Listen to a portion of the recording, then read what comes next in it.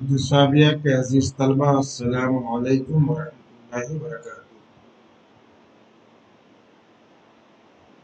कल के सबक में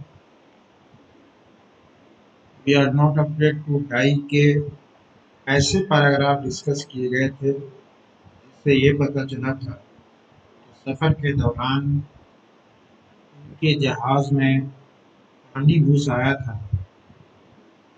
समंदरी लहरें जोरों पर थीं जिसके बुनियाद पे वो कुछ परेशानी में मुब्तला हो गए थे। उस परेशानी से निकलने के लिए लोगों ने मिल कर के कोशिश किया और अपनी परेशानी को किसी हद तक खत्म करने की कोशिश की। बहरहाल आज के इन पैराग्राफ्स में जो परेशानी सफ़र के दौरान आई थी उसी परेशानी का तज़किरा करते हुए राइटर लिखते हैं कि more problems arose when our hand pump started to block up with the rabbits floating round the cabins and the electric pump short circuited।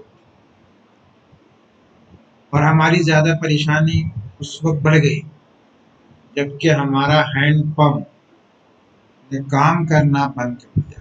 Started to blow, काम करना बंद किया। काम करने की बंद करने की वजह क्या है? तो कहते हैं with the debris floating around the cabin. Cabin के आसपास, डेब्रिस मतलब मलबा, जो मलबा बह रहे थे उस बहते हुए मलबा की वजह से an electric pump short circuited, और पंप के अंदर इलेक्ट्रिक तौर से कोई खराबी पैदा हो गई। इलेक्ट्रिक शॉर्ट सर्किट जैसे कहते हैं बिजली के तार में आग लग जाना। तो electric pump short circuited, electrically तौर से हमारे इलेक्ट्रिक पंप में दिक्कत आने की वजह से हैंड पंप काम करना बंद कर दिया। और जब वो पंप लगाया किस लिए था कि जो जहाज में जो पानी आ गया था उस पानी को निकाल करके बाहर फेंकना था। वो सारे पानी वही वाटर पंप के पानी के जहाज से निकाल के खत्म कर रहे थे। लेकिन जब काम करना बंद कर दिया तो नतीजतन क्या होगा कि पानी बाहर से आ रहा था और अंदर से बाहर निकल नहीं रहा था। तो वाटर लेवल रोज थ्रेटिंगली मतलब बड़ी ही खतरनाक हद तक। तो पानी की सतह बहुत ज्यादा बढ़ गई। Back on deck I found that our two spare hand pump had been wrenched overboard. Deck के ऊपर, डेक किसको बोलते हैं?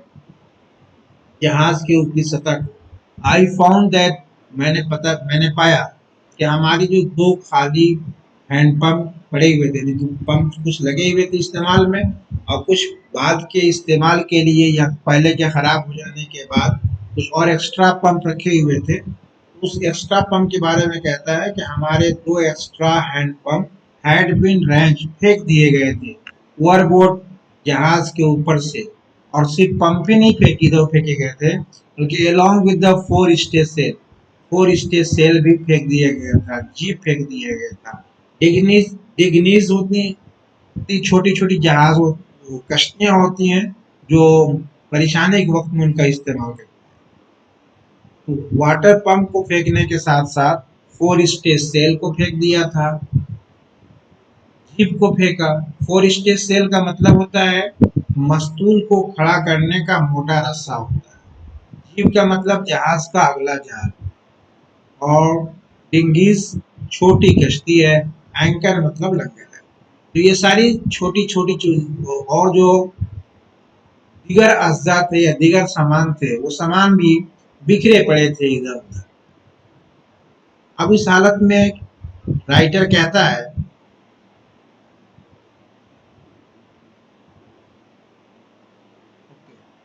अवर two spare hand pump had been wrench, फेंक दिए गए थे, बिखर पड़े थे ओवरबोर्ड, कश्ती के बाहर ऊपर से या कश्ती के पार से।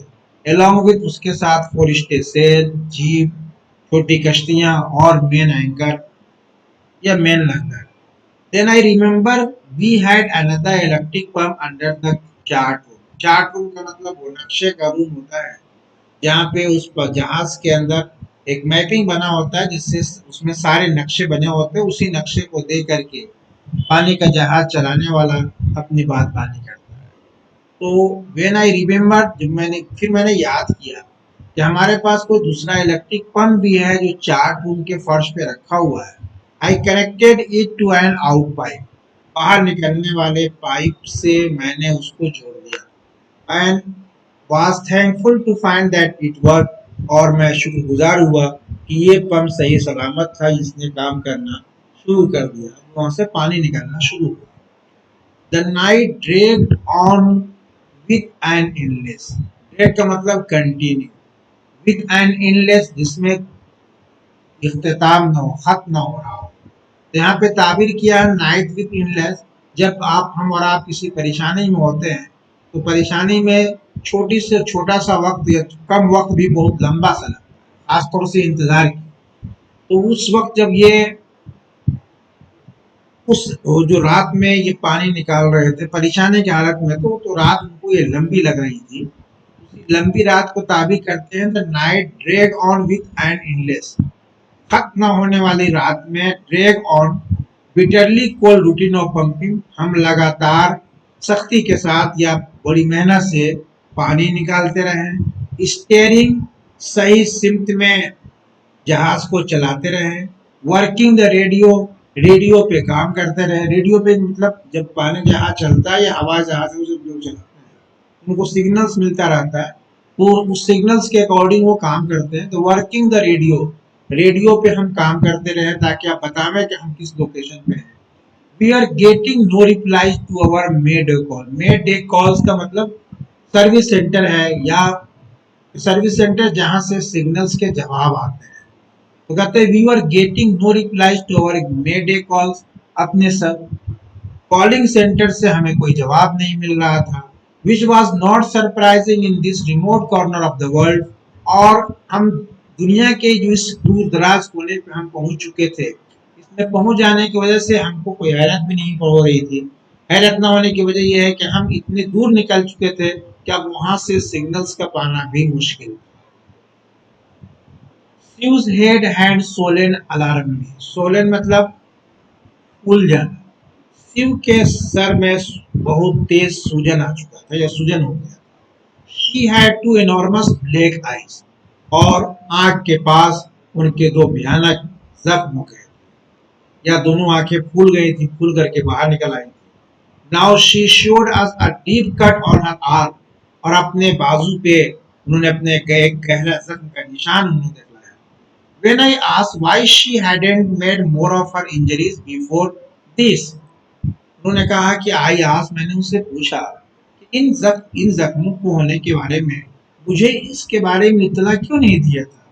तो बेटिया कहती है I did not want to worry, मैं आपको ज्यादा फिक्रमंद नहीं करना चाहता था, परेशान नहीं करना चाहता था, खासतौर से उस वक्त जबकि आप हमारी जिंदगी बचाने की कोशिश कर रहे थे।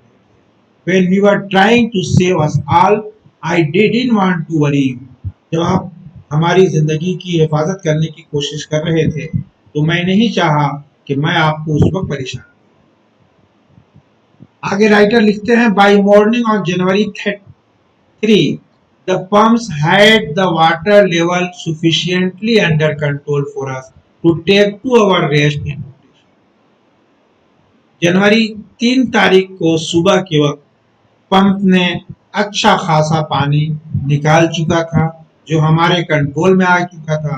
And to take hours rest in rotation, rotation मतलब बारी बारी, और 2 घंटे हम लोग को बारी बारी एक एक करके हमें आराम करने का मौका मिला। But we still had a tremendous leak somewhere below the water line, लेकिन पानी की सतह के नीचे से कहीं पर अभी भी हमारे जहाज के अंदर एक बहुत बड़ा लीकेज था। एंड चेकिंग, और पता करने पे या उसको जांचने पे मुझे पता चला that nearly all the boats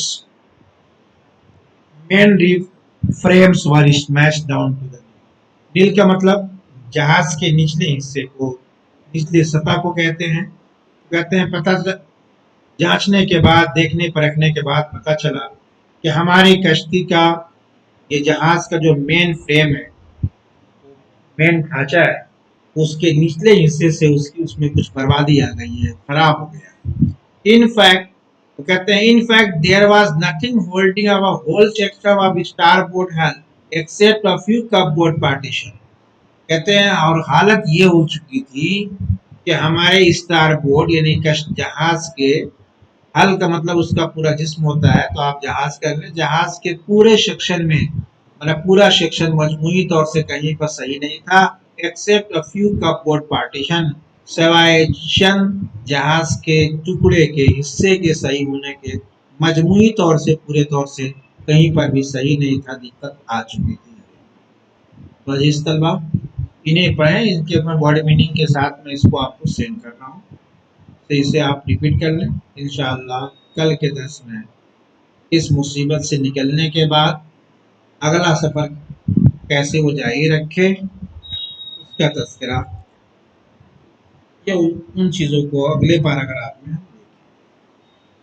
अस्सलाम, खुदा हाफिज़।